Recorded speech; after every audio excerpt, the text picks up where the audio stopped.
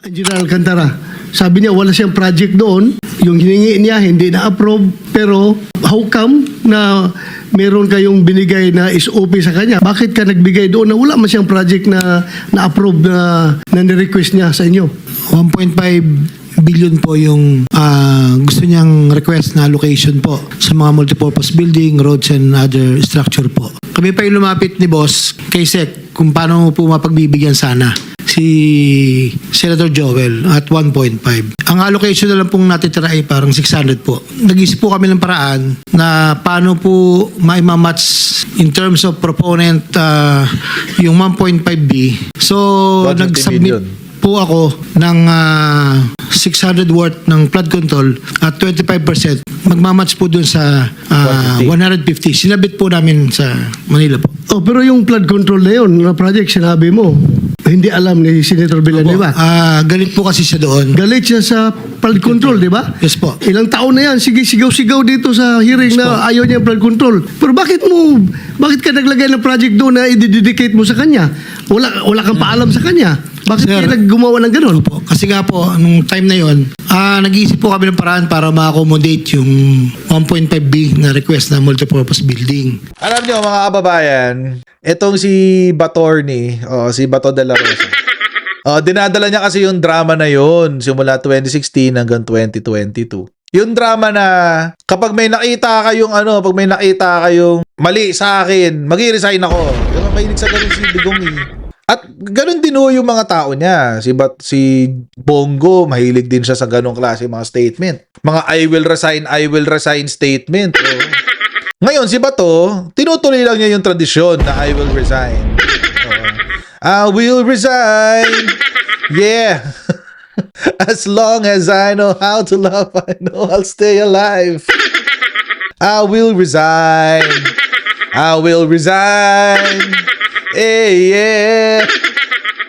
Pero alam nyo mga kababayan, up until today, I have yet to see a DD shit senator actually pushing through with resignation. Totoo lang, no joke. Wala pa ako nakikitang nag-resign sa kanilang lahat. As in talaga itutuloy nila yung resignation. Wala pa. Baka ito na yung first time. Di ba, Batorni? A couple of days ago, si Henry Alcantara ay nilaglag si Joel Villanueva.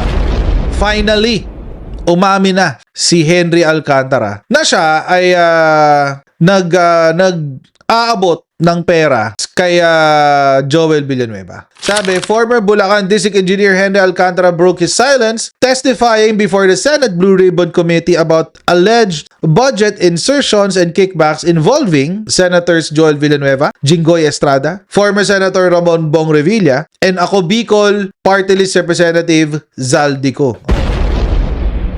Ano mga kababayan, no? Ito lang ang consistent sa lahat ng mga pasabog, no, ng mga pangalan. Ang consistent lang mga kababayan ay yung pangalan ni Zaldico. Ang consistent na wala, Mark Villar, sa lahat ng testimonya. Imagine, siya ang DPWH Secretary, wala siya sa kahit anong listahan. Isa pang laging wala, kahit na merong proof na sila ay naging contractor, si Bongo. Diba? So, nakakapagtaka na sa lahat ng testimonya, sa lahat ng nagsalita, laging absent ang pangalan ni Mark Villar at ni Bongo. Pero, kung titignan mo ang dokumento, obvious na may mga involvement sila. And this time, mga babayan, dito, kinumpirma ni Henry Alcantara na sila ay nagtabi ng 600 million pesos para kay Villanueva. I guess this is what's important. Kasi ito yung gustong burahin ni Bato de la Rosa sa kwento ni Alcantara. Ang ni-request kasi ni Joel Villanueva ay 1.5 billion pesos para sa multipurpose building na nagkakahalaga ng 1.5 billion pesos. Napakamahal naman building yan. Ano ba yung 1.5 billion pesos na multipurpose building na yan? Coliseum ba yan? Lalaban na ba yan sa level ng Araneta Coliseum? Pero, Dahil nga napakahirap ipasok ng 1.5 billion pesos sa isang multi-purpose building, ang ginawa nila, bumuo na lang sila ng 600 million. Tapos, instead ng multi-purpose building, ginawa nilang flood control para mas madaling i-justify. So, sa 600 million pesos na yan, makukuha niya yung 25% which is 150 million or 10% of 1.5 billion pesos. Yun ho yung kwento ni Alcantara. Pero tignan nyo kung paano ininterpolate ni Bato de la Rosa si Henry Alcantara. Nare-recall ko lang yung kaso na binanggit nyo about Senator Joel Villanueva. Sabi nyo, wala siyang project doon. Pero Engineer Alcantara, sabi niya wala siyang project doon. Yung hiningi niya hindi na-approve. Pero how come na meron kayong binigay na SOP sa kanya? Kung SOP man tawag noon, bakit ka nagbigay doon na wala man siyang project na na-approve na ni-request niya sa inyo? Your Honor, nung po sa affidavit ko, alam po namin, 1.5 billion po yung gusto niyang request na allocation po sa mga multipurpose building, roads, and other structure po. Yung allocation po talaga at that time, tulad po ng sinabi ko na nakaraang hearing, kami pa yung lumapit ni Boss kay Sec kung paano po mapagbibigyan sana si Senator Joel at 1.5. Ang allocation na lang pong natitira ay parang 600 po. So, nag-isip po kami ng paraan na paano po maimamatch in terms of proponent yung 1.5B maging ang initial computation po namin ay 150. So, 150 nag-submit million. po ako ng 600 worth ng flood control at 25%. Magmamatch po dun sa 150. Sinabit po namin sa Manila po. Oh, pero yung flood control na yun, na project, sinabi mo, hindi alam ni Senator Villanueva. Galit po kasi siya doon. Galit siya sa flood control, di ba? Yes po. Ilang taon na yan, sige, sigaw-sigaw dito sa hearing Yes, na ayaw niya flood control. Pero bakit ka naglagay ng project doon na i-dedicate mo sa kanya? Wala kang paalam sa kanya.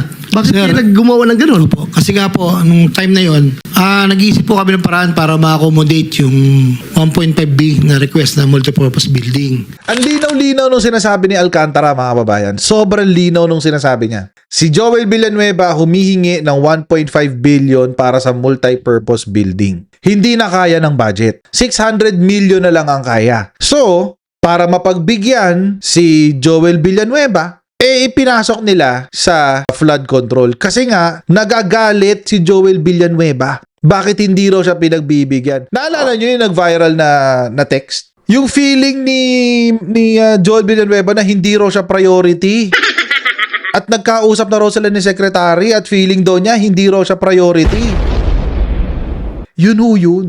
Namumroblema si Alcantara kasi si Joel Villanueva nagdi-demand ng 1.5 billion pesos. Pero wala nang 1.5 billion pesos. Ang meron na lang ay 600 million. At ang kaya lang i-accommodate ay flood control.